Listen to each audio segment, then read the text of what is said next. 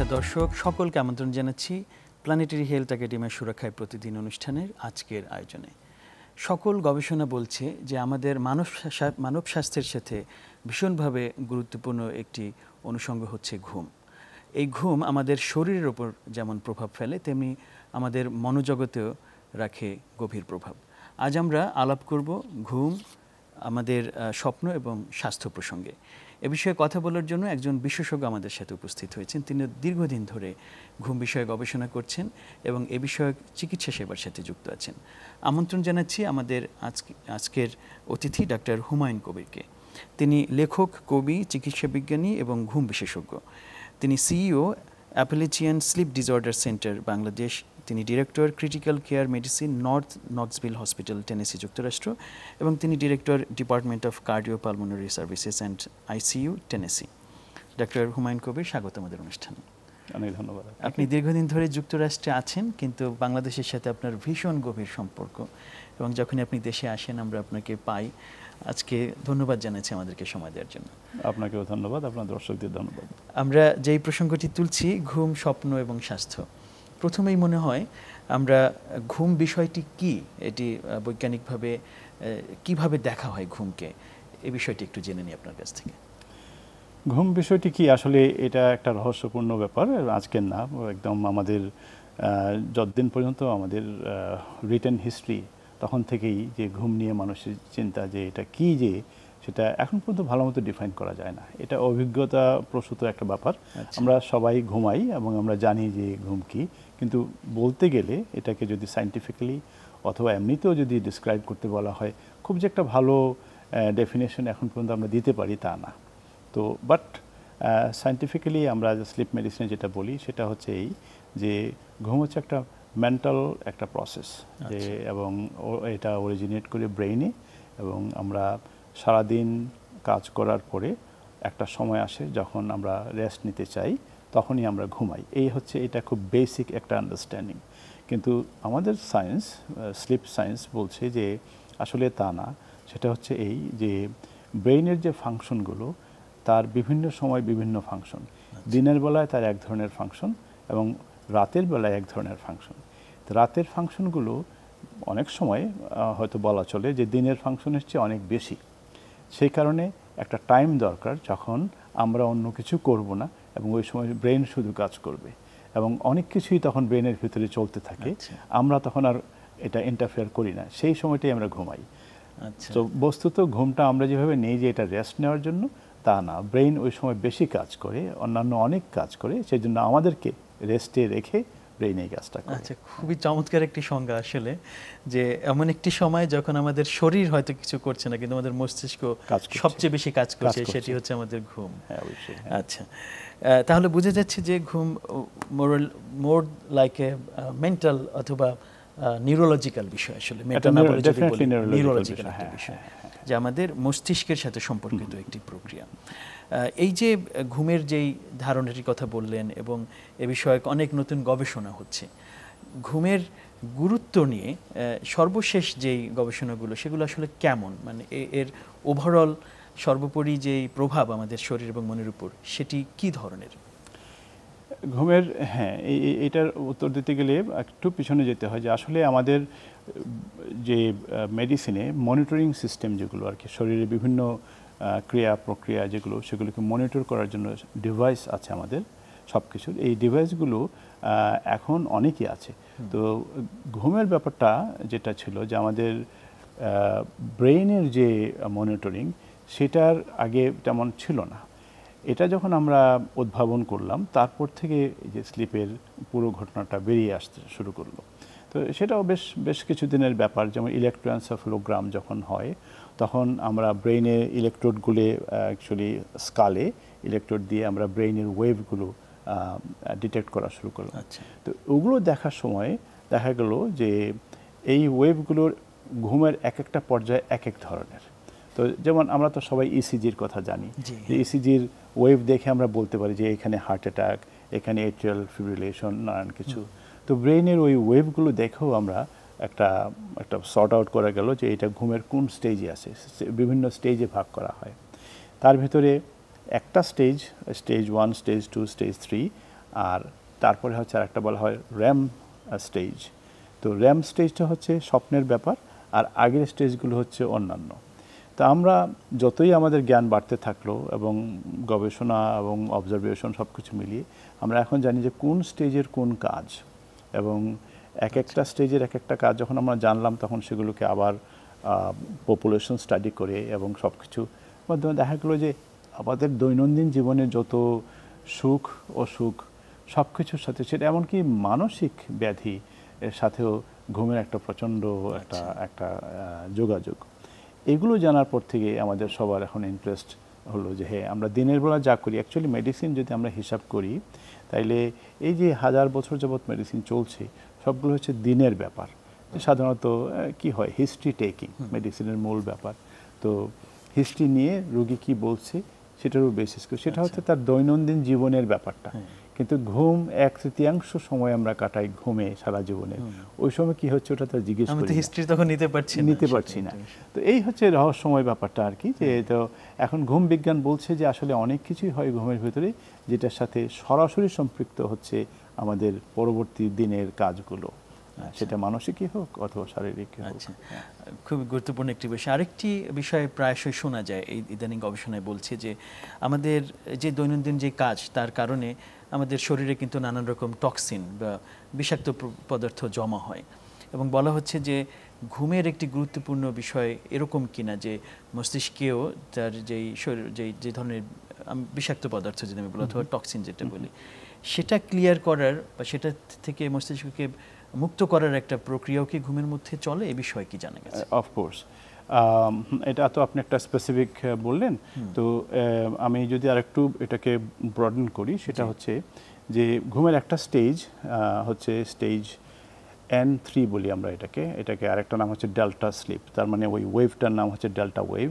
তো ডেল্টা স্লিপের অনেকগুলো কাজ, আমাদের বডির মেটাবলিক ফাংশন যতগুলো, আমরা ঘুম বিজ্ঞান আসার আগের ঘটনা যেটা, সেটা হচ্ছে আমরা তখন বলতাম আমাদের মেটাবলিক ফাংশনের কারণে আমাদের শারীরিক নানান ধরনের অসুবিধা হয়। ধরা যাক কারো ডায়াবেটিস, আমরা বলি যে হয়তো ইনসুলিন সিক্রিশন ঠিকমতো হচ্ছে না, কিংবা আরও যাই বলি না কেন, এগুলো আমরা বডির মেটাবলিক ফাংশন বলি। আমরা এখন জানি যে ডেল্টা স্লিপ হচ্ছে আমাদের বডির মেটাবলিক ফাংশনগুলোকে রেগুলেট করে। নানানভাবে বলা চলে, শুধুমাত্র জাস্ট বোঝার জন্য একটা বলাই যায়, সেটা হচ্ছে আমাদের যে হরমোনগুলো সিক্রিট হয় বডিতে, অলমোস্ট অল হরমোনস সরাসরিভাবে ডেল্টা স্লিপের বিভিন্ন স্টেজের সাথে জড়িত। তো এখন হরমোনাল সিক্রেশনগুলো যদি ঠিকমতো না হয় তাহলে অবভিয়াসলি পরের দিন মানে পরে অসুবিধা হবে। আর আপনি যেটা বললেন টক্সিন, সেটার একটা বলা চলে, উদাহরণের জন্য বলা চলে, যেমন আমরা এখন মানুষ অনেকেরই আলঝাইমার্স ডিজিজ হচ্ছে, এবং সেটার একটা কারণ হচ্ছে যে ব্রেইনে কিছু একটা প্রোটিন আছে সেটা ডিপোজিশন হচ্ছে। আজকে এটা সাম্প্রতিক, খুব বেশি দিন আগের না, এখন আমরা বুঝতে পারি যে স্ক্যান করে যে প্রোটিনটা যখন ডিপোজিশন হয় তার মানে তার আলঝাইমার্স আসছে। তো আমরা জানি যে এটা ডেল্টা স্লিপের সময় এটা এক্সিকিউট হয়। ব্রেইনটা কিন্তু ভাসছে, বলা চলে পানির উপরে, সেরিব্রোস্পাইনাল ফ্লুইড, তার উপরে ব্রেনটা ভাসছে। তো আমাদের শরীরের ভিতরে বিভিন্ন জিনিস এক্সিকিউট হওয়ার প্রসেস আছে, আমরা প্রস্রাব সাথে চলে যায় কিংবা আরও অন্যান্য প্রসেস আছে, কিন্তু ব্রেইনের এত বড় মেটাবলিক্যালি একটা অ্যাক্টিভ একটা অর্গান, তার এক্সক্রিশনগুলো কীভাবে হয় এটা আমরা আগে জানতাম না।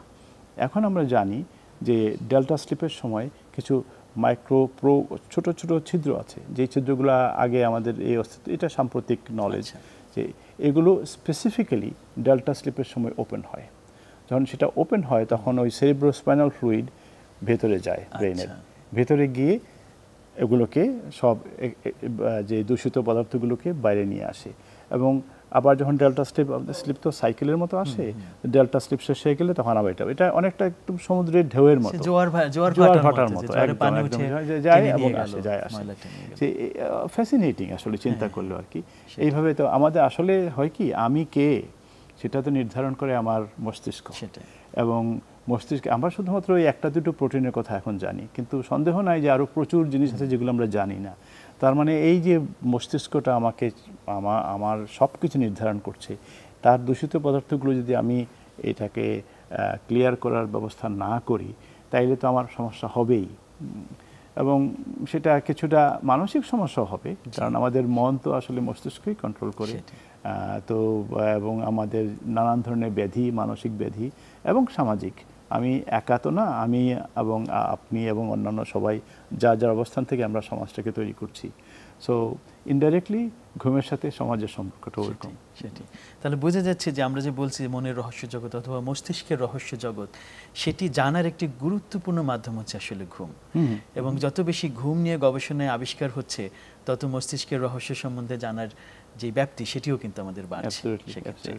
আমরা একটি গুরুত্বপূর্ণ জায়গায় একটু যেতে চাই, কারণ ঘুম নিয়ে কথা বললে শারীরিক এর যে প্রভাব, এর যে উপকারিতা, সেটা নিয়ে অনেক আলোচনা আসবে। সাম্প্রতিককালে একটি বিশেষ গবেষণা পরিচালিত হচ্ছে এবং সেই জায়গায় বলা হচ্ছে যে আমাদের সেক্স লাইফ যেটা মানুষের, অথবা তার যে প্রজনন প্রক্রিয়া যেটা, সেই প্রক্রিয়ায় যে যেমন পুরুষের ক্ষেত্রে তার স্পার্ম তৈরি হতে হবে, শুক্রাণু তৈরি হতে হবে, নারীর ক্ষেত্রে তার ডিম্বাণু তৈরি হতে হবে, এবং এই প্রজনন অঙ্গগুলো ঠিকমতো কাজ করা, কর্মক্ষম রাখা, এটি একটি গুরুত্বপূর্ণ বিষয়। তো এখানে সাম্প্রতিক কিছু গবেষণায় কিন্তু এসছে যে ঘুমের সাথে এই যে প্রজনন প্রক্রিয়া মানুষের, এর একটা বিরাট সম্পর্ক তারা আবিষ্কার করেছেন। এবং আপনি যদি একটুখানি বলেন যে এখনকার সময়ে এটাও দেখা গেছে গবেষণায় যে পৃথিবী জুড়ে পুরুষের ক্ষেত্রে বন্ধ্যাত্বের পরিমাণ বেড়েছে, এবং শুক্রাণুর যে কোয়ালিটি বা পরিমাণ, সেটার পরিমাণও ক্রমাগত নিচের দিকে যাচ্ছে, এবং একই কথা নারীদের ক্ষেত্রে প্রযোজ্য। তাহলে ঘুমের যে সংকট এখনকার সময়, তার সাথে কি এই যে মানুষের প্রজনন প্রক্রিয়ার একটি সম্পর্ক তাহলে কি প্রতিষ্ঠিত হতে যাচ্ছে? এটা হতে পারে, এটা হতে পারে। সাবজেক্ট ব্রড, এবং যদি আমি বলি যে হ্যাঁ শুধুমাত্র ঘুমের কারণেই, তাইলে হয়তো এটা মিসলিডিং একটা আনসার হবে। কিন্তু যেহেতু আমরা ঘুমের প্রসঙ্গ নিয়ে কথা বলছি, সেই জায়গায় আমি কানেকশনটা একটু দেখানো যায়। সেটা হচ্ছে যে ওই যে বললাম ডেল্টা স্লিপ আমাদের সবগুলো হরমোনকে নিয়ন্ত্রণ করে। আমাদের সেক্স হরমোন যেটা পুরুষের ক্ষেত্রে টেস্টোস্টেরন, এবং মহিলাদের ক্ষেত্রে তো আছে এস্ট্রোজেন, প্রোজেস্টেরন। তো ধরা যাক টেস্টোস্টেরনের কথাই বলি। এটা আসলে কি হয় যে স্লিপের স্টেজগুলো ধাপে ধাপে আসে, স্টেজ 1, স্টেজ 2, স্টেজ 3, তারপর REM, then goes back to stage 1, stage 2, stage 3। এটা একটা সিকোয়েন্সের মতো, অলমোস্ট লাইক অ্যান অর্কেস্ট্রা, একটা মিউজিক্যাল ইনস্ট্রুমেন্ট বাজালে যেরকম সেরকম। তার ভিতরে যদি ব্যত্যয় ঘটে যে আমার স্টেজ 1, স্টেজ 2 আসলো না, স্টেজ 3 আসলো না, হঠাৎ করে র্যাম চলে আসলো, তাহলে একটা অসুখ এটা। কিংবা র্যাম আসলো না, সেটাও একটা অসুখের মতো। তো এখন আমাদের এই টেস্টোস্টেরনটা specifically tied up with REM স্লিপের 90 মিনিটস আগে আসবে। তো এখন যদি আমার র্যাম স্লিপটাকে আমি ধাক্কাতে থাকি, র্যাম স্লিপ যদি নাই থাকে, তাহলে সেটা এলো না সময় মতো।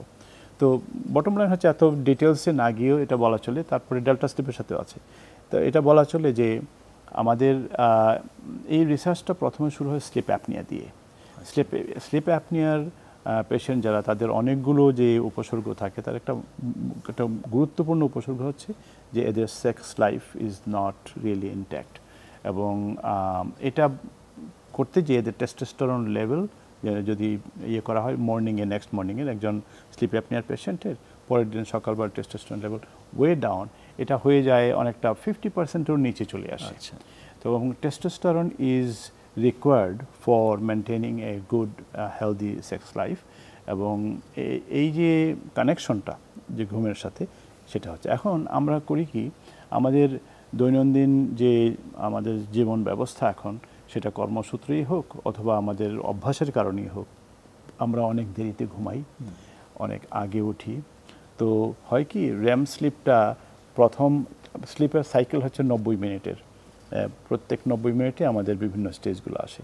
তো প্রথম 90 মিনিটের যে র্যাম স্লিপ, সেটা ছোট, তারপর এটা একটু বড়ো, তারপর একটা একটু বড়ো ইত্যাদি। এখন যদি আমি দেরি করেই ঘুমাতে যাই আর আগেই উঠি, দেখা যায় যে আমার আসলে ঘুমের যে স্টেজিংগুলো ঠিকমতো আসছে না, হ্যাপাজার্ড হইতে আসছে। তারপরে আরেকটা হয় যে আমরা ক্যাফিন বা অন্যান্য বেভারেজের কারণেই হোক অথবা মানসিক অশান্তির কারণেই হোক, আমরা কিংবা বিভিন্ন রোগ শোকও থাকে, যে আমরা ঘুমটা ভেঙে ভেঙে হয়। তো ঘুম যখন ভেঙে ভেঙে হয়, তখন আমি আমার ঘুমের সাইকেলগুলোকে কোনোভাবেই আমরা সেই ক্রমাগতভাবে যেটা মিউজিকের মতো যাওয়ার, এটা গানে আপনি টুংটাং করলেন সেটা তো আর মিউজিক হয়ে যাচ্ছে না। তো এইসব কারণেই যে আপনি সেক্স লাইফের কথা বললেন, তো এটা একটা। আর সেক্স লাইফের আরেকটা ব্যাপার হচ্ছে যে মানসিক, একজন যদি মানসিকভাবে প্রস্তুত না হয় তাইলে তার এই রোমান্টিক একটা সময় কাটানোটা সম্ভব না। এগুলো ইউরোপিয়ান স্টাডিতে, সেটা স্লিপ মেডিসিন না, এমনিতে উঠে আসছে যে এবং আমরা যে ডিভোর্স রেট বেড়ে যাওয়া বা এগুলো তো আছে, সামাজিক এবং সমাজতাত্ত্বিক কিছু অবজারভেশন আছে। তো এই মনোগত দিকটাও তো স্লিপের একটা ব্যাপার, যে আপনাকে শান্ত রাখা, আপনার মনটাকে প্রশান্ত রাখা, এবং যে একটা রোমান্টিক যে একটা পরিবেশ তৈরি করার জন্য যে মন দরকার, সেটাও কিন্তু ঘুমের সাথে, তাহলে ইনডিরেক্টলিও কিন্তু ওখানে যাচ্ছে। এক্স্যাক্টলি। তো সেই জি, আমরা আপনার পরবর্তী আলোচনায় যাওয়ার আগে একটি বই দেখিয়ে দিই দর্শকদেরকে। দর্শক, আমরা পরিচয় করিয়েছি ডক্টর হুমায়ুন কবির কিন্তু লিখেন, অনেক প্রবন্ধ লিখেছেন, অন্যান্য লেখালেখি আছে। এখানে আছে হলুদ সাহিত্যের ছলছাতুরি অন্যান্য প্রবন্ধ, বইটি তিনি লিখেছেন। এবং এরকম আমরা জানি যে প্রায় 10-এর কাছাকাছি বই আছে আপনার। আপনি একটি ম্যাগাজিনও সম্পাদনা করেন, সাহিত্য পত্রিকা সম্পাদনা করেন। তো সব কিছুর এই যে একটি চমৎকার মেলবন্ধন, ধন্যবাদ জানাই এবং অভিনন্দন জানাই আপনাকে এই সব কাজগুলো করার জন্য।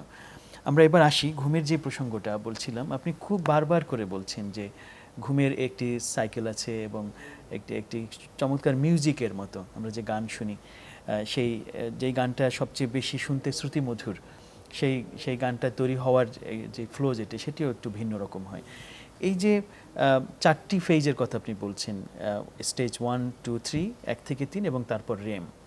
আমি যদি খুব ভালো একটি ঘুম, আদর্শ একটি ঘুম চাই, তাহলে আমাকে ঠিক কতখানি ঘুমাতে হবে যাতে এই 4টা সাইকেল খুব সুন্দরভাবে সম্পন্ন হতে পারে?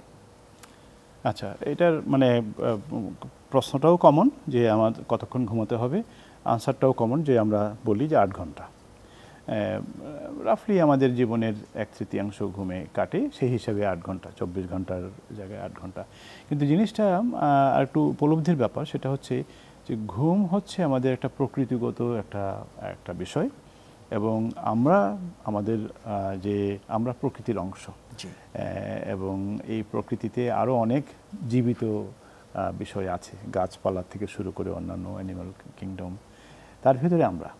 তো একটা তো আছে এগুলা ফিলোসফিক্যাল ইস্যু, কিংবা অন্যান্য যারা বলেন যে আসলে প্রকৃতির সাথে মানিয়ে চলাটাই হচ্ছে সবচেয়ে শুভনীয় কাজ এবং উপকারী কাজ।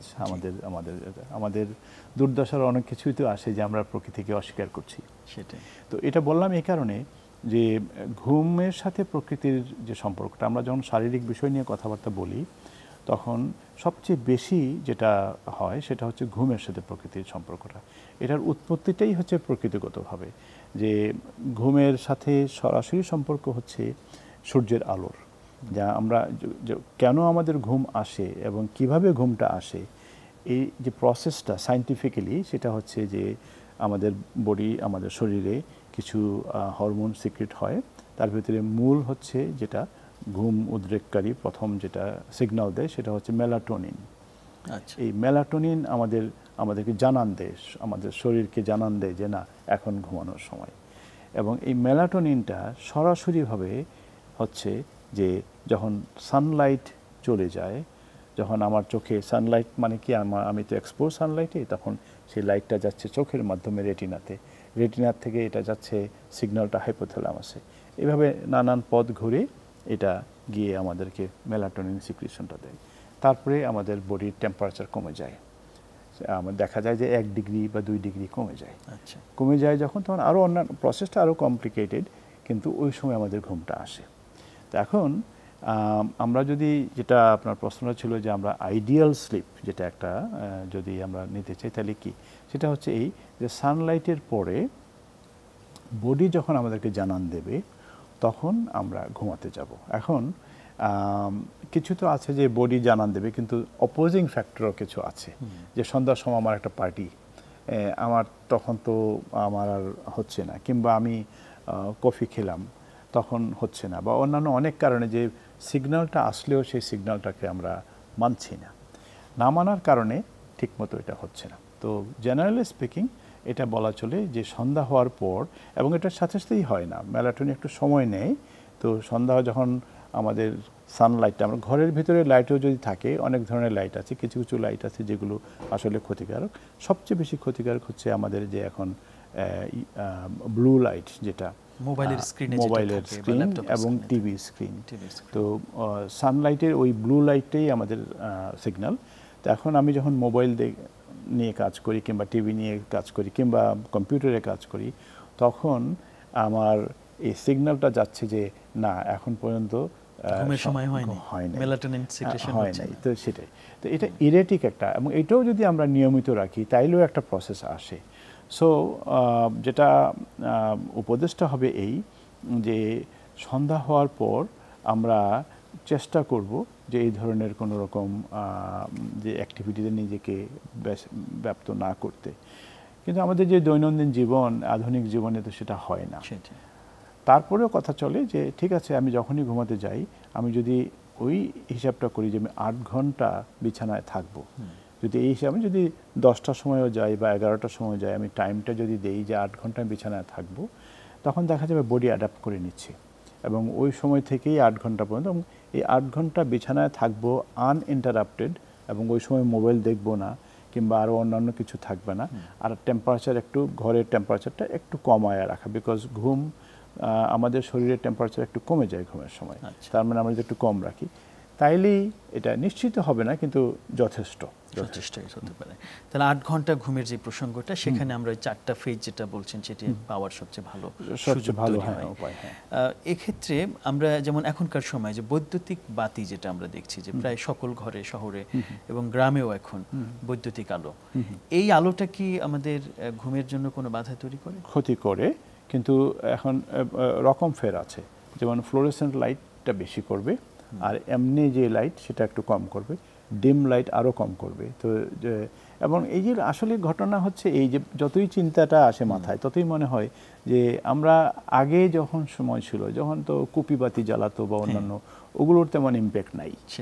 আমরা যতই বেশি শক্তিশালী হচ্ছি, আমাদের ব্রাইটনেস বাড়ছে, ততই আমাদের ক্ষতিটা হচ্ছে।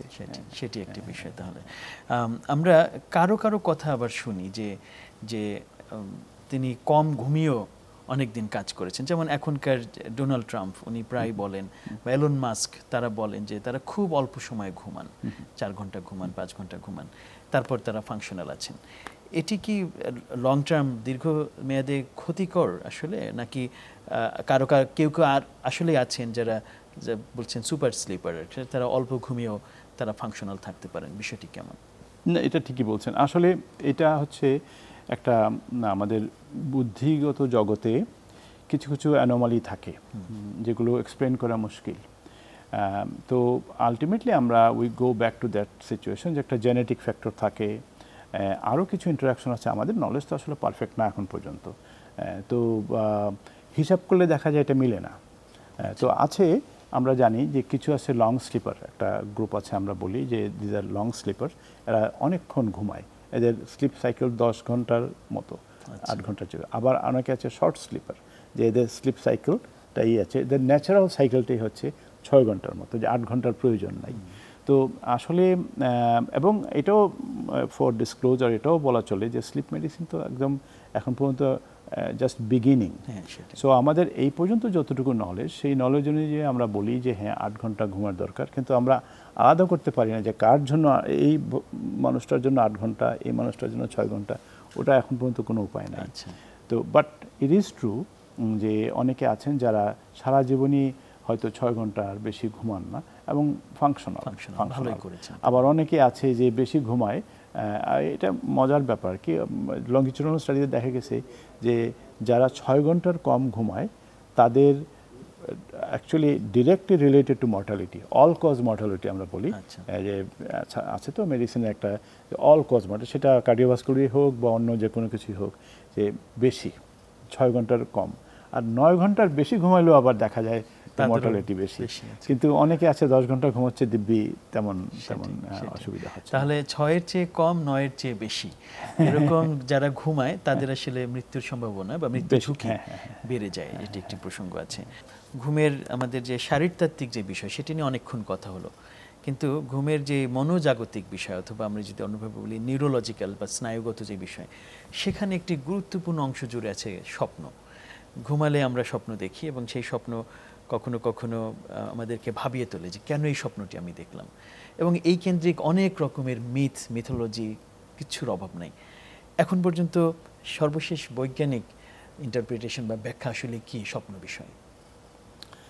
হ্যাঁ, স্বপ্ন তো আসলে আমাদের পুরো নলেজটা আনটিল রিসেন্টলি মিথোলজিক্যাল নলেজ, যে কে না চিন্তা, অ্যারিস্টটলের একটা বই আছে স্বপ্নের উপরে, অন ড্রিমস।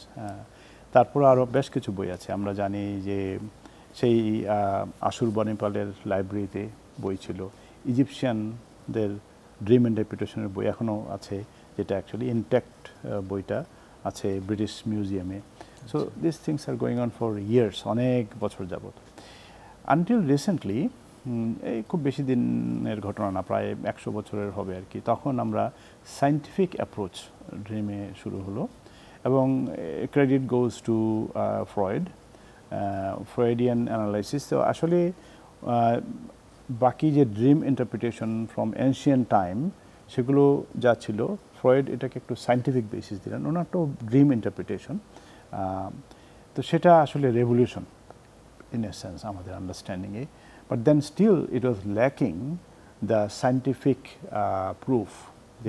যে মানে যারা একদম সমর্থন করবে না, তারা বলবে অনুমান ভিত্তিক, যে আমি কি স্বপ্ন দেখলাম এবং কি হবে। এটা অনেকটা যে কোনো লোক যে ফোরকাস্টিংয়ের মতো, যে তুমি এটা দেখলে এটা হবে, অতীতে যেটা করতো। তো উনি একটু বেশ সায়েন্টিফিক্যালি অ্যাপ্রোচ করলেন, but there was no proof in a sense. Proof বলতে আমরা যেটা বলি সেটা হচ্ছে ল্যাবরেটরি প্রুফ। আর আমাদের তো আসলে মেডিসিন ইজ এ সায়েন্স, তার মানে সব কিছুই ল্যাবরেটরিতে আমার প্রমাণ করে দেখাতে হবে যে এটা হলে ওটা হয়। তো এটা শুরু হলো যখন ইলেকট্রোএনসেফালোগ্রাফি, যখন ওই যে স্লিপের ওয়েভগুলো আমরা শুরু করলাম, তখন থেকে যে আমরা কিছুটা বোঝা শুরু করলাম যে এটা হচ্ছে র্যাম স্লিপ। র্যাম স্লিপের সময় আমরা ঘুমাই, আমরা স্বপ্ন দেখি। তো এখন প্রশ্নটা আসলো, তাহলে স্বপ্নটা এত ইম্পর্টেন্ট কেন? যে র্যাম স্লিপটা না হলে কি হয়? তো এগুলো হচ্ছে অবজারভেশনাল স্টাডি, যে ইঁদুরের উপরে, যে ইঁদুর র্যাম স্লিপ যখন হতে যাচ্ছে তখনই এটাকে জাগিয়ে তোলে, দেখা যাচ্ছে এই ইঁদুরগুলো পাগল হয়ে যাচ্ছে। তো মানুষের বেলাও যে র্যাম স্লিপ হচ্ছে না, তাদের কি হয়? তো সাইকোলজিক্যালি আমাদের যে ইনট্যাক্ট ব্রেনের ফাংশন তো অনেক কিছু, তার ভিতরে যে আমাদের মনোজগৎটা দেখা যায় যে এটা আমাদের র্যাম স্লিপের সাথে সরাসরি সম্পৃক্ত। যেহেতু আমরা র্যাম স্লিপের সময় আমাদের স্বপ্নটা আসে, ঘুরে ফিরে তখন আসলো যে স্বপ্নের সাথে সম্পর্কটা। তো ফ্রয়েড বলে গেছেন যে আমাদের যে অনুভূতিগুলো আছে, যেগুলো আমরা সাপ্রেস করে রাখি, সেই অনুভূতিগুলো স্বপ্নের সময় আসে। স্বপ্ন তো একটা রহস্যজনক একটা ব্যাপার, যেটা একটা সিনেমার মতো, যে এটা হচ্ছে, আমরা দেখছি, পাত্রপাত্রী আছে, ঘটনা ঘটছে, সব কিছু, বাট দেন বাস্তব না। তো ওনার বক্তব্য ছিল যে আমাদের চাইল্ডহুড সাপ্রেসড যে অনুভূতিগুলো, সেগুলো উঠে আসছে। উনি বেশি সেক্সুয়াল অনুভূতিগুলোর কথাই বলছেন। আমরা যেটা দেখি এখন, সেটা হচ্ছে যে ওই র্যাম স্লিপটা হচ্ছে একটা ইজি ইলেকট্রোএনসেফালোগ্রাফি প্রুফ, কিন্তু নিউরোসায়েন্স যখন আমাদেরকে হেল্প করা শুরু করলো, তখন আমরা জানি যে ঘুমের ওই সময়টাতে বা বিভিন্ন সময়ে বিভিন্ন ধরনের কেমিক্যালস রিলিজ হয় ব্রেইনে। তো কোনো কেমিক্যালস আমাদেরকে এই স্টেজে নেয়, র্যাম স্লিপেও নেয় কিছু, যে এগুলো নিউরো ট্রান্সমিটার, এবং আমরা নিউরো ট্রান্সমিটারগুলো এগুলো বের হয়ে আসলো। তারপরে আসে যে আমাদের এখন নানান ধরনের স্ক্যানিংয়ের সিস্টেম আছে, যে ব্রেন তো মেটাবলিক্যালি ফাংশনাল, তখন দেখা যায় যে আমরা স্ক্যান করি, যে এফএমআরআই অথবা প্যাট স্ক্যান, তখন কোন অংশটা ব্রেইনের যে উজ্জীবিত হয় কোন সময়। এখন হঠাৎ করে আপনার সাথে আমার একটা বচসা হলো, এবং এই সময় যদি আপনি খুব দুঃখিত কিংবা রাগান্বিত, এই সময় যদি আপনার ব্রেইনের আমি প্যাট স্ক্যান করি, দেখা যাবে কোনো পার্টিকুলার এরিয়া খুব উজ্জীবিত। তখন আমি রিলেট করি যে এই অ্যাঙ্গারের সাথে এই জায়গাটা। আমি যখন খুবই খুশি, হ্যাপি কোনো একটা কারণে, তখন দেখা যায় অন্য একটা অংশ। এইভাবে স্ক্যানিংয়ের মাধ্যমে কিন্তু আমরা এখন ব্রেইনের বিভিন্ন জায়গাগুলো আলাদা করে ফেলতে পারতেছি, যে কোন জায়গাগুলোর ফাংশন কি। তারপর একটা আসছে, সেটা হচ্ছে প্রোবিং। এটা খুব ইন্টারেস্টিং। নিউরোসার্জনরা এই ক্রেডিটটা নিতে পারেন, যে কিছু কিছু ডিজিজ এর ভিতরে একটা হচ্ছে অ্যাপিলেপসি, যেটা মৃগী রোগী। একসময় নিউরোসার্জিক্যাল কিছু অ্যাপ্রোচ শুরু হলো। অ্যাপিলেপসি আমরা জানি যে ব্রেইনের কোনো কোনো অংশ হঠাৎ করে excessive amount of electrical impulse বেরিয়ে আসে এবং সেখান থেকে খিঁচুনি হয়, যেটা আমরা বলি যে মৃগী রোগী। তো এগুলো ওষুধ দিয়ে থামানো হয়, কিন্তু কিছু আছে ইন্ট্রাক্টেবল, একদম তখন চেষ্টা করা হলো যে এগুলোকে পয়েন্ট আউট করতে, যে কোন জায়গা থেকে এই বিচ্ছুরণগুলো আসছে। যদি ওটা পয়েন্ট আউট করা যায়, তখন ওখানে একটা কাউন্টার ইলেকট্রিক্যাল পালস দিয়ে সেটাকে বন্ধ করা, অথবা এর আগে ছিল ওই জায়গাটাকে ডিস্ট্রয় করে ফেলা, যাতে এটা না হয়।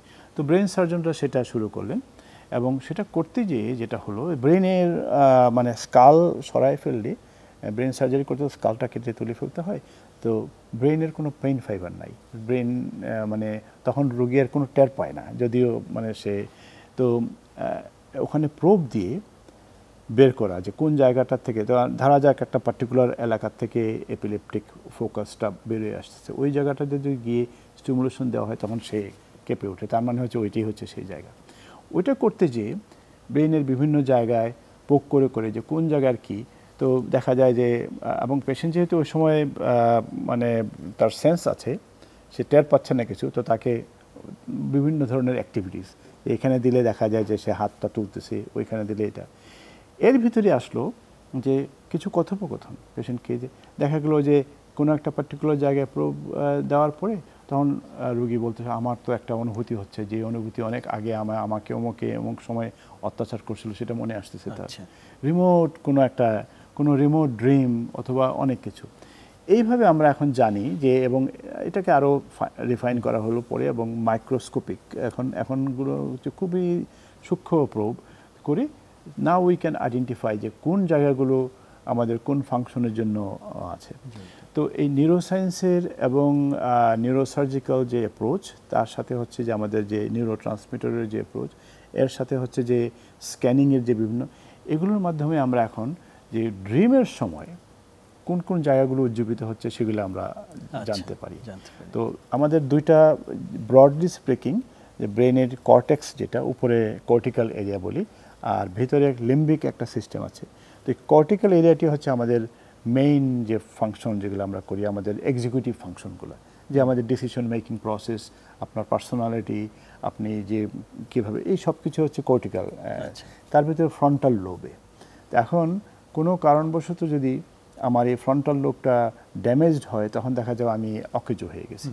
তো ঘুমের সময় দেখা যায় যে কর্টিক্যাল যে ফ্রন্টাল লোবের এরিয়াটা ডাউন থাকে, তার মানে আমার এক্সিকিউটিভ ফাংশন নাই। অন দ্য আদার হ্যান্ড, আমার ইমোশনাল যে জায়গাটা, সেটা ঘুমের সময় না, আমি ভুল বলছি, স্বপ্নের সময়। হ্যাঁ, ইমোশনাল জায়গাটা খুব এনলাইটেড, মানে স্ক্যান করে দেখা যায় সেটা একদম এনলাইটেড। আরেকটা জায়গা এনলাইটেড হয়, সেটা হচ্ছে ওই অক্সিপিটাল লোবে হচ্ছে আমাদের ভিজুয়াল যে ইয়েটা, এবং দেখা যায় আমি তো চোখ বন্ধ করে ঘুমাচ্ছি, কিন্তু আমার ওই যদি ড্রিম টাইমে আমি স্ক্যান করি, তখন দেখা যায় যে আমার অক্সিপিটাল লোবে যেটা ভিজুয়াল এরিয়া, সেটা খুবই উজ্জীবিত, আর আমার যে ইমোশনাল এরিয়াটা খুবই, অর্থাৎ ঘুমের ভিতরে আমার এই স্বপ্নের যত ইমোশন সব চলছে, এবং আমি দেখতেও পাচ্ছি। সেটা অদ্ভুত একটা বিষয়। তাহলে বোঝা যাচ্ছে যে ঘুমের এবং স্বপ্নের সাথে আসলে এই যে স্নায়ু বিজ্ঞানের একটি বিরাট রকমের রেভলিউশন হয়েছে। আরো অনেক কিছু জানার ছিল, কিন্তু আজকে সময়ের অভাবে আমরা হয়তো সবকিছু আলোচনা আনতে পারলাম না। অনেক ধন্যবাদ জানাচ্ছি আপনাকে আমাদেরকে সময় দেওয়ার জন্য। আপনাকে ধন্যবাদ, এবং আপনাদের দর্শকদের ধন্যবাদ কথাগুলো শোনার জন্য। দর্শক, শেষ করছি সুরক্ষায় প্রতিদিনের আজকের আয়োজন। আমরা কথা বলছিলাম ঘুম, স্বপ্ন এবং স্বাস্থ্য প্রসঙ্গে।